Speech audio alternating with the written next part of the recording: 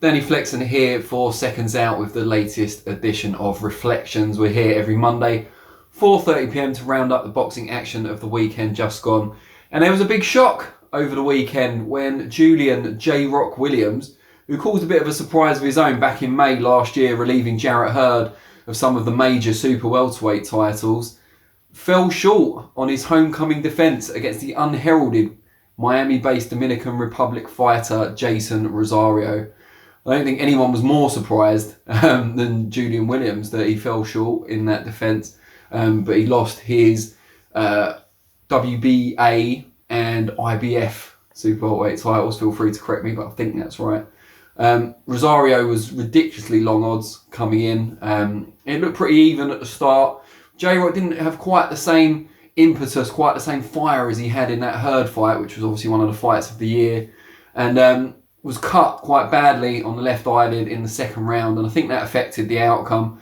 Not to give him any excuses, and he even said Rosario was the better man on the night, but from then on it looked like he was struggling to see at times, and it made it into the fifth round before he got rocked by a big right hand, and then a left ended up finishing it. Some called the referee's intervention premature. To me, and J-Rock didn't really complain, but to me it seemed just about the right time. No one wants to see a boxer get hurt. Better too soon than too late, I think, even in a world title fight.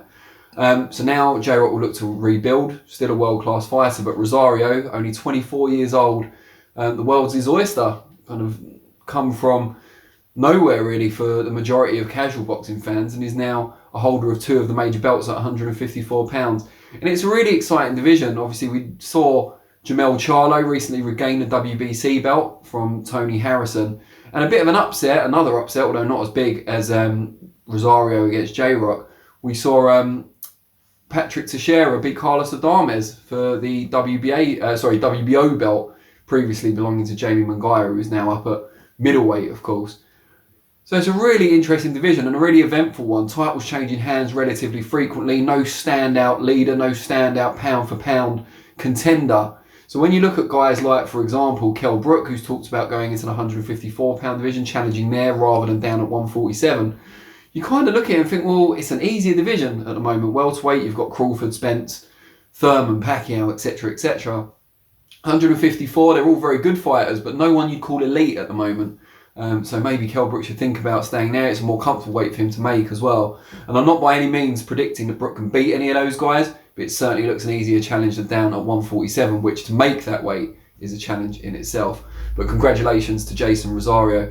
And also to Eleider Alvarez, who, the Colombian, former really good amateur, former world champion, of course, who lost last year in his rematch with Sergei Kovalev, lost his belts back to him. Got summarily outboxed after stopping Kovalev in their first fight. Came back against a dangerous puncher in Michael Seals and got the job done in round 7 with a stunning overhand right as they prepared to exchange. His punch landed first. It's a bit of a highlight reel KO, it's fair to say, so look it up if you haven't seen it. And Alvarez is now right back in the mix at light heavyweight. No one really wants to see a Kovalev trilogy, I don't think, but he'd make a really good opponent, good test for the likes of Artur Beterbiev, who's got 2 belts at the moment, and Dmitry Bivol, of course. Still got plenty to offer, very technically skilled, and showed a bit more urgency in this fight, which is what we would have liked to have seen from him in the Kovalev rematch. To round off, there was a lovely show in Manchester, or Wythenshawe to be precise, yesterday, Sunday evening. Main event saw English cruiserweight title at stake, and a relative local in Sam Hyde just came up a little bit short against the Londoner in Deion, Jumah, who retains his English cruiserweight belt and also becomes the mandatory contender for the British title held by Richard Riakporhe, who beat Jack Massey for the vacant belt not too long ago, just before Christmas.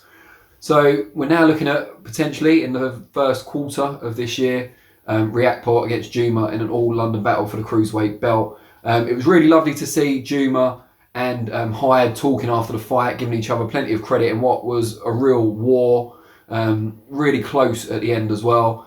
Congratulations to Joe Gallagher and his M22 Promotions, who I think it's only their 3rd show and they got a sellout, and apparently from people who've attended, from what I've heard, it was a really good undercard as well. So well done Joe, and well done Deion, and we look forward to Deion against Richard Riakporhe. That's rounding up the big news from the weekend. I want to hear from you. Who was the performance of the weekend? Were you surprised, as I was, that Rosario got the job done? And what can Eleider Alvarez, still be a player at £175, or has the division moved on while he's been inactive? And what about cruiserweight? Who do you fancy, Riakporhe or Jumah? And would either of them stand a chance against arguably the British leader at the weight at the moment, Lawrence Okoli? Really want to know what you think. Let us know below and I'll respond to some of the comments. I'll be back, of course, next week with the next ReFLEXions, 4:30 PM Monday. But I'll also be here for FlexPectations this Thursday at 4:30 PM. Look forward to it. Always a pleasure. And I'll see you all soon. Cheers.